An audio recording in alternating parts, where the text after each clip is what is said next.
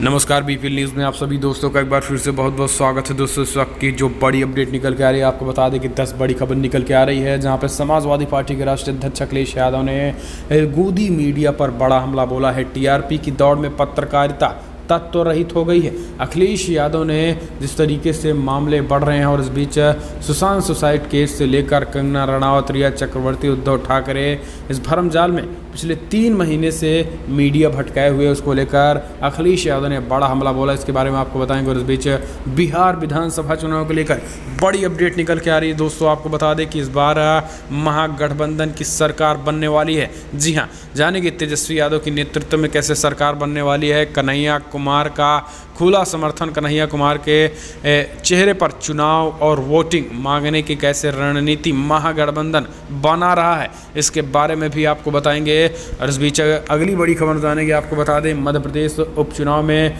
BJP को बड़ा झटका, लगभग 50 से ज़्यादा नेता हुए कांग्रेस पार्टी में शामिल। जी हाँ, इसके बारे में भी आपको बताएंगे। और इस बीच बिहार चुनाव से निकल के आ रही, जहाँ पर एनडीए में फूट मचती नज़र आ रही है और फिलहाल कोई समझौता अभी तक नहीं होता दिख रहा है। बिहार चुनाव के बारे में जानेंगे। और यूपी में होने वाले 8 सीटों के उपचुनाव पर समाजवादी पार्टी ने क्या कुछ काम किया वो भी बताएंगे। सब कुछ खबरें एक एक करके जानेंगे, लेकिन उससे पहले छोटा सा निवेदन, अगर आपने चैनल को अभी तक सब्सक्राइब नहीं किया तो प्लीज़ सब्सक्राइब के लाल बटन दबाकर चैनल को सब्सक्राइब करें। और अगर आप 2022 में फिलहाल किसकी सरकार यूपी में देखते हैं, कमेंट के माध्यम से आप अपनी राय देना ना भूले हैं। हम चलते हैं, पहली अपडेट लेते हैं। दरअसल पहली बड़ी खबर निकल के आ रही है। आपको बता दें कि अखिलेश यादव ने देश की मीडिया पर बोला बड़ा हमला बोले। टीआरपी की दौड़ में पत्रकारिता तत्व रहित हो गई है। दरअसल आपको बता दें कि समाजवादी पार्टी के अध्यक्ष अखिलेश यादव ने शुक्रवार को कहा कि टीआरपी की दौड़ में पत्रकारिता स्वयं टीआरपी यानी तत्व रहित पत्रकारिता हो गई है। अखिलेश यादव ने कहा है कि आज लोकतंत्र की रक्षा के लिए जन जागरण करने वाली सत्यान्वेषी पत्रकारिता की परम आवश्यकता है। देश को आज भी उन मीडिया कर्मियों से आशा है जो अपने मूल्यों के लिए खुद को मोल नहीं बेचते हैं। टीआरपी की दौड़ में पत्रकारिता आज स्वयं टीआरपी तत्व रहित पत्रकारिता हो गई है। ऐसे में आज टीआरपी को लेकर अखिलेश यादव ने गोदी मीडिया पर भी बड़ा हमला बोला है। उन्होंने कहा है कि आज पत्रकारिता नहीं केवल और केवल चाटुकारिता हो रही है, चापलूसी हो रही है और पत्रकारिता के नाम पे लोगों को भटकाया जा रहा है। इस तरीके से उन्होंने बड़ा हमला बोला है। दोस्तों हम चलते हैं, अगली अपडेट लेते हैं। आपको बता दें कि मध्य प्रदेश उपचुनाव से पहले बीजेपी को बड़ा झटका लगा। दरअसल 50 से ज़्यादा नेता हुए कांग्रेस पार्टी में शामिल। दरअसल आपको बता दें कि मध्य प्रदेश में 27 सीटों पर होने वाले उपचुनाव से पहले बीजेपी को बड़ा झटका लगा है। दरअसल भारतीय जनता पार्टी के 50 से ज़्यादा नेता कांग्रेस पार्टी में शामिल हो गए हैं, जिनमें से 2 प्रमुख नेताओं को कांग्रेस पार्टी ने अपना उम्मीदवार भी बना दिया है। ऐसे में बीजेपी में फूट मचती नज़र आ रही है। ज्योतिरादित्य सिंधिया के बीजेपी में शामिल होने के बाद बीजेपी के ही नेता जो ज्योतिरादित्य सिंधिया से बगावत करते थे, जो ज्योतिरादित्य सिंधिया के दुश्मन माने जाते थे, उन्होंने बीजेपी से बगावत कर दी है। और आपको बता दें कि सियासी समीकरण फिलहाल बीजेपी का उखड़ता दिख रहा है। यही कारण है, आपको बता दें दोस्तों, कि अब इस बार ज्योतिरादित्य सिंधिया के गढ़ में ही कांग्रेस पार्टी बड़ी घेराबंदी करने के साथ ही बेहद ही बड़े झटके देने की तैयारी में है। और आने वाले उपचुनाव में 50 से ज़्यादा बीजेपी नेताओं का कांग्रेस पार्टी में जाना, ये अपने आप में उपचुनाव से पहले एक बड़ा झटका है। हम चलते हैं, अगली अपडेट लेते हैं। दोस्तों बिहार चुनाव में एनडीए में भयंकर फूट मची, अभी भी रार शांत होने का नाम नहीं ले रहा है। दरअसल आपको बता दें कि बिहार विधानसभा चुनाव में जहां एक तरफ महागठबंधन सीटें के बंटवारों पर पूरी तरीके से सहमत हो गई और उनके फार्मूले बढ़ चुके हैं, तो वहीं अभी भी खास करके भारतीय जनता पार्टी में अभी भी फूट मचती नज़र आ रही। एनडीए में दरअसल एलजेपी लगातार बगावती रुख तैयार करे हुए हैं, तो वहीं तेजस्वी यादव का कहना है कि फ़िलहाल बीजेपी इसी तरीके से फूटती रहेगी, क्योंकि बीजेपी में टिकटों को लेकर महत्वाकांक्षा ज़्यादा है। ऐसे में आपको बता दें कि नीतीश कुमार भी एलजेपी के अध्यक्ष चिराग पासवान को लिफ्ट नहीं दे रहे हैं। ऐसे में एलजेपी का ये बगावत बीजेपी एनडीए के लिए मुसीबत खड़ी कर सकता है। आपको बता दें कि फ़िलहाल कल भारतीय जनता पार्टी के राष्ट्रीय अध्यक्ष जेपी नड्डा से बात हुई है। नीतीश कुमार की बैठक में समझौते पर बात मीडिया में कही जा रही है।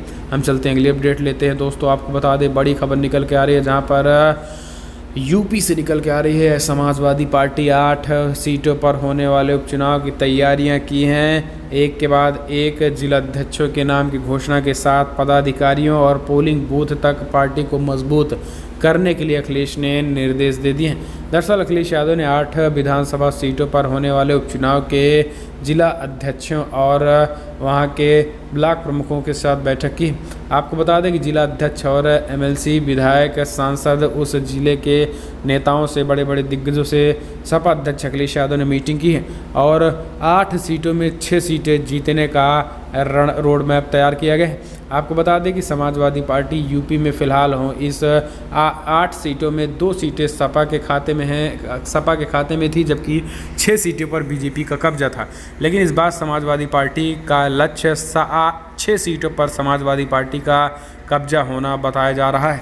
फिलहाल हम चलते हैं अगली अपडेट लेते हैं। आपको बता दें राहुल गांधी ने पूछा जवानों और अधिकारियों के खाने में अंतर क्यों, सीडीएस बिपिन रावत का आया जवाब। जैसे भारत और चीन के बीच लद्दाख में एलएसी पर लंबे समय से जारी गतिरोध के बीच सीडीएस जनरल बिपिन रावत शुक्रवार को रक्षा मंत्रालय के संसदीय पैनल के सामने उपस्थित हुए। इस बैठक में संसदीय समिति के सदस्य कांग्रेस नेता राहुल गांधी भी शामिल थे। इस बैठक का आधिकारिक एजेंडा सैन्य बलों, विशेषकर सीमा क्षेत्रों में राशन के सामान और वर्दी का प्रबंधन और इसकी गुणवत्ता की निगरानी के तौर पर सूचीबद्ध किया गया था। इस बीच आपको बता दें कि राहुल ने सवाल उठाया कि जवानों के खाने की क्वालिटी का मुद्दा। राहुल ने पूछा कि आखिर जवानों और अधिकारियों के बीच में खाने का अंतर क्यों होता है। सीडीएस जनरल बिपिन रावत ने इसका जवाब दिया है। आपको बता दें कि बिपिन रावत ने स्पष्ट तरीके से कहा है कि फिलहाल भोजन की अलग अलग आदतों को उदाहरण देते हुए कहा है कि अलग अलग आदतों की वजह से खाने में रोटी की प्राथमिकता दी जाती है, जबकि ऑफिसर शहर में आते ही वे ब्रेड खाना अधिक पसंद करते हैं। सैनिक ज़्यादातर ग्रामीण पृष्ठभूमि से होते हैं और वे देसी घी पसंद करते हैं, जबकि अधिकारी पनीर को खाना पसंद करते हैं। जनरल रावत ने कहा है कि खाद्य आदतों में क्षेत्रीय अंतर भी देखा जाता है। ये जवाब दिया, लेकिन राहुल गांधी ने इस बात को स्पष्ट तरीके से उठाया है कि सेना में किसी भी तरीके से विविधता नहीं होनी चाहिए। हम चलते हैं अगली अपडेट लेते हैं। आपको बता दें कि कोरोना के जंग में पाकिस्तान के WHO ने की तारीफ, बोले दुनिया को इस देश से सीखना चाहिए। जी हाँ, कोरोना वायरस के संक्रमण के खिलाफ पाकिस्तान सरकार के कारनामों की अब विश्व स्वास्थ्य संगठन भी तारीफ कर रहा है। WHO चीफ टेड्रोस ने अपनी प्रेस ब्रीफिंग में पाकिस्तान सरकार के काम की प्रशंसा करते हुए कहा है कि ये उन देशों में से एक देश है जिनमें दुनिया को सीखने की ज़रूरत है। एडहोम ने कहा है कि कोरोना वायरस के खिलाफ पाकिस्तान सरकार की रणनीति का समर्थन करते हैं। WHO चीफ ने कहा कि पाकिस्तान ने कोरोना वायरस के रोकथाम के लिए पिछले कई सालों से पोलियो के लिए बनाए गए बुनियादी ढांचे का सहारा लिया है। WHO प्रमुख ने देशों से सामुदायिक स्वास्थ्य कार्यकर्ताओं की भी प्रशंसा की है। इस कार्यकर्ताओं को पोलियो के लिए घर घर जाकर बच्चों का टीकाकरण करने का भी प्रशिक्षण दिया गया था। उन्होंने कहा है कि पाकिस्तान ने अपने पोलियो कार्यकर्ताओं का इस्तेमाल निगरानी, कॉन्टैक्ट ट्रेसिंग और देखभाल के लिए किया। इस कारण से देश में कोरोना वायरस के मामले में तेज़ी के साथ गिरावट देखने को मिला है। इसलिए उन्होंने पाकिस्तान की तारीफ की और पाकिस्तान से और तमाम देशों में सीखने की भी बात कही है। लेकिन गोदी मीडिया आपको इस बारे में नहीं बताएगा, क्योंकि शायद ये उसके खाने में फिट नहीं होता है। हम चलते हैं अगली अपडेट लेते हैं। आपको बता दें, बिग ब्रेकिंग 786 लिखे होने पर मुस्लिम युवक के हाथ काट डाले। जी हां, बजरंग दल, विश्व हिंदू परिषद के कुछ लोगों पर लग रहे हैं आरोप। हरियाणा से बड़ी खबर निकल के आ रही है। दरअसल हरियाणा में हैरान कर देने वाली एक घटना सामने आई है। हरियाणा में बाल काटने वाले एक व्यक्ति का हाथ सिर्फ इसलिए काट दिया गया क्योंकि उसके हाथ पर 786 गुदा हुआ था। पुलिस ने मामले दर्ज कर लिए हैं और जांच के लिए स्पेशल इन्वेस्टिगेशन टीम का गठन कर दिया है। घटना हरियाणा के पानीपत का है, जहां क्रूरता से एक आदमी का हाथ ही काट दिया गया। यूपी के निवासी अखलाम सलमानी ने पुलिस को बताया है कि 24 अगस्त को सुबह 1:30 बजे उसे पानीपत में उनका हाथ काट दिया गया है। वे वहां नौकरी की तलाश में गए थे। सलमानी के भाई इकराम का आरोप है कि इन लोगों ने सलमान के हाथ पर बना 786 का टैटू देखा, जिसके बाद उन लोगों ने इस घटना का अंजाम दिया था। इकराम ने कहा कि मेरे भाई का हाथ काट दिया गया क्योंकि उन पर 786 लिखा था। इस्लाम में 786 का एक धार्मिक संदर्भ है। पुलिस पानीपत अधीक्षक मनीषा चौधरी ने अपराध की पुष्टि की, लेकिन कहा है कि सलमानी ने अपनी शिकायत में टैटू का उल्लेख नहीं किया है। 7 सितंबर को दर्ज की गई एफआईआर में कहा है कि 24 अगस्त को लगभग 1:30 बजे पानी की तलाश में सलमानी पानीपत के किशनपुर इलाके के पास गया था, जहां पर उसने एक घर में दस्तक दी थी तो 4 लोगों ने कथित रूप से उन पर लाठी और ईंटों से हमला किया था। इस तरीके की बात हुई थी। लेकिन अब ये बड़ी अपडेट निकल के आ रही तो अपने आप में दिखाता है कि कैसे जनता और खास करके विश्व हिंदू परिषद और बीएचपी के लोगों का भी नाम आ रहे हैं। हालांकि जांच की बात की जा रही है। हम चलते हैं अगली अपडेट। पूर्व सीबीआई चीफ ने स्वामी अग्निवेश के निधन पर जाहिर की खुशी तो भड़क गया पुलिस फाउंडेशन, बोली आईपीएस के नाम पर धब्बा हो धब्बा। जी हाँ, स्वामी अग्निवेश के निधन पर सीबीआई के पूर्व अंतरिम निदेशक और रिटायर्ड आईपीएस अधिकारी एम नागेश्वर राव ने बेहद शर्मनाक टिप्पणी की है। उन्होंने स्वामी अग्निवेश को हिंदू विरोधी करार देते हुए उनके निधन पर कहा है कि अच्छा हुआ छुटकारा मिला। आपको बता दें कि ये वही नागेश्वर राव हैं जिन्हें 2019 में केंद्र की मोदी सरकार ने सीबीआई का अंतरिम निर्देशक बनाया था। नागेश्वर राव ने स्वामी अग्निवेश के निधन पर बेहद अमर्यादित टिप्पणी करते हुए ट्वीट किया, स्वामी अग्निवेश से अच्छा हुआ छुटकारा मिला। तुम भगवा वस्त्रों में एक हिंदू विरोधी थे, तुमने हिंदुत्व को बहुत नुकसान पहुंचाया है। मुझे शर्म आती है कि तुम एक तेलुगु ब्राह्मण पैदा हुए थे, भेड़ की खाल में शेर। मेरी यमराज से शिकायत है कि उन्होंने इतना इंतजार क्यों किया है। हालांकि आपको बता दें कि उनके इस ट्वीट की ज़बरदस्त आलोचना हो रही है। तो वहीं इंडियन पुलिस फाउंडेशन ने भी ट्वीट करके कहा है कि खुद को एक आईपीएस ऑफिसर की तरह पेश करने वाले रिटायर्ड ऑफिसर की ओर से इस तरह का नफरती मैसेज ट्वीट किया गया। उन्होंने पुलिस की वर्दी पर दाग लगाया है और सरकार को शर्मसार किया है। उन्हें देश के पूरे पुलिस फोर्स को शर्मिंदा किया है, खासकर युवा अफसरों को। तो अब आप समझ सकते हैं कि आज इस तरीके से मोदी भक्त अफसर भी कुछ बैठे हैं। हम चलते हैं अगली अपडेट। आपको बता दें कि बिहार असेंबली इलेक्शन में लालू यादव से मिले सीएम हेमंत सोरेन, बोले बिहार में राजद के साथ मिलकर लड़ेंगे चुनाव। दरअसल आपको बता दें मुख्यमंत्री हेमंत सोरेन कल लालू यादव से मिलने पहुंचे रिम्स में। दरअसल 1.5 घंटे चली मुलाकात के बीच आपको बता दें कि राजद सुप्रीमो लालू प्रसाद यादव से रिम्स में केली बंगले में मुख्यमंत्री हेमंत सोरेन ने मुलाकात की। कहा कि बिहार विधानसभा चुनाव नज़दीक है, राजद के साथ मिलकर चुनाव लड़ेंगे। आपको बता दें कि इस वर्ष बिहार में चुनाव होना है। और वहीं मुख्यमंत्री हेमंत सोरेन लगभग 2 बजे लालू यादव से मिलने केली बंगले पर पहुंचे थे। 3:30 बजे हॉस्टल से वे लालू यादव से मिलकर बाहर आए। उसके बाद उन्होंने वहां उपस्थित पत्रकारों से भी बातचीत की। कहा गया कि झारखंड मुक्ति मोर्चा बिहार में राजद के साथ मिलकर चुनाव लड़ेगा। इसी संबंध में लालू से भी चर्चा करने गए थे। उन्होंने कहा है कि बिहार में मिलकर चुनाव लड़ने पर बात हुई है। तो ये बड़ी अपडेट निकल के आ रही है। हम चलते हैं अगली अपडेट लेते हैं। योगी राज में हुआ कोविड-19 किट में घोटाला, प्रियंका ने लगाए बड़े आरोप। आम आदमी पार्टी बोली सब डीएम पैसे लपेटने में लगे हैं, लूट जारी है, सीएम सो रहे हैं। दरअसल कोरोना वायरस से त्रस्त यूपी में अब कोविड-19 किट घोटाले की भी खबर उजागर होने के बाद राज्य की योगी सरकार की किरकिरी हो रही है। कांग्रेस महासचिव प्रियंका गांधी ने इस मुद्दे पर राज्य की योगी सरकार को घेरा है। प्रियंका गांधी ने ट्वीट करते लिखा है कि यूपी के लगभग सभी जिलों में कोरोना किट घोटाला हुआ है। कोरोना आपदा के समय जब लाखों लोगों की रोजी रोटी पर खतरा है तो उस समय प्रदेश सरकार के अफसरों ने करोड़ों का वारा न्यारा कर दिया और आपदा में अवसर कमा लिए इतने लाखों करोड़।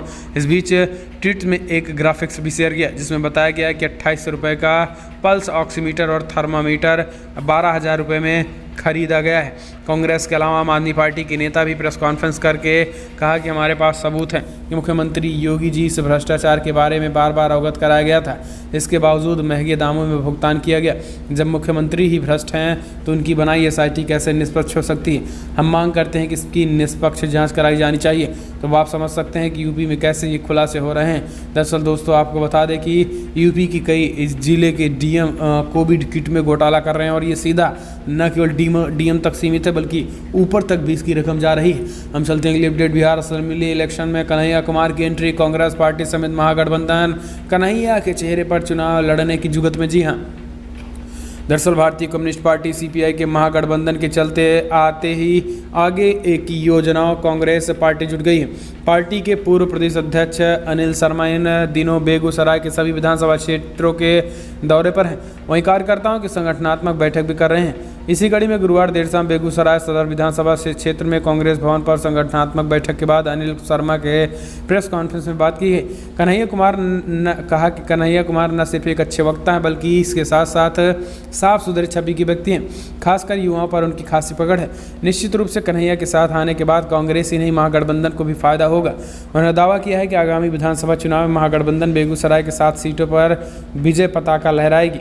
उन्होंने स्पष्ट कहा है कि कांग्रेस पार्टी के साथ साथ कन्हैया कुमार के नेतृत्व की भी बिहार में चर्चा है और कन्हैया कुमार भी फ्रंट फुट में यानी उन तमाम दिग्गजों में शामिल होंगे जो खास करके स्टार प्रचारक महागठबंधन के होंगे।